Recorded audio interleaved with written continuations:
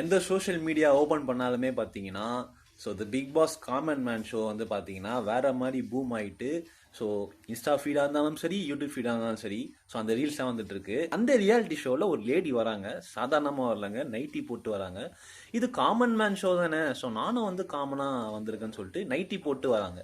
So அதை பார்த்த உடனே ஒரு பக்கம் சிரிக்கிறதா, ஒரு பக்கம் வந்து என்னடா இது இது ஒரு முட்டாள்தனமாக பண்ணுறாங்களே இந்த லேடி, நம்ம வந்து புலம்புறதான்னு வந்து எனக்கு ஒன்றுமே புரியல. உடை நாகரிகம்ன்றது வந்து எவ்வளவு வந்து இம்பார்ட்டண்ட்டாக இருக்குன்னு சொல்லிட்டு யாருக்குமே இங்கே தெரியல. அதை வந்து தப்பான ஒரு இதில் இதெல்லாம் வந்து என்னோட உரிமை, நான் வந்து எப்படி வேணா போடுன்னு சொல்லி நினச்சிட்டு இருக்காங்க.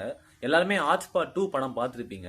பார்க்கலன்னா அந்த டைலாக் நான் சொல்கிறேன். அதில் பிரியா மேம் வந்து பார்த்தீங்கன்னா ஒரு கதை சொல்லிட்டு லாஸ்ட்டாக ஒரு சொல்லுவாங்க பார்த்தீங்களா, டைலாக் சொல்லுவாங்க பார்த்தீங்களா, அதில் ஒன்று சொல்லியிருப்பாங்க. அதாவது கோட் ஷூட் போட்டுட்டு ஸ்விம்மிங் பூலில் குதிக்கிறதும் முட்டாள்தனம் தான். அதே மாதிரி பிகினி போட்டுட்டு டெம்பிளுக்கு, சர்ச்சுக்கு, இந்த மாஸ்க்கு போகிற அந்த ஸ்பிரிச்சுவல் பிளேஸுக்குலாம் போகிறதும் வந்து பார்த்தீங்கன்னா அதை விட முட்டாள்தனன்ற மாதிரி அழகாக எக்ஸ்பிளைன் பண்ணியிருப்பாங்க. அதுதான் இங்கே நடந்திருக்கு. பச்சையாக தெரியுது இது வந்து ஒரு அட்டென்ஷன் சீக் பண்ணுறதுக்காக இவங்க பண்ணியிருக்காங்க அப்படின்னு சொல்லிட்டு. அவங்க வந்து ஒன்று பண்ண போய் கடைசியில் சொந்த செலவில் அவங்களே சூனியம் வச்சுக்கிட்டாங்க.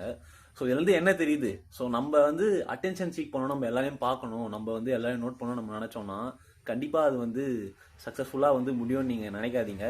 ஸோ நம்ம நம்ம பாட்டுக்கிட்டு நம்ம வேலையை நம்ம செஞ்சுட்டே வந்தோன்னா, ஸோ நல்ல டைம் நம்மளுக்கு செட் ஆச்சுன்னு வச்சுக்கோங்களேன், எல்லாமே நம்மளை தேடி வரும்.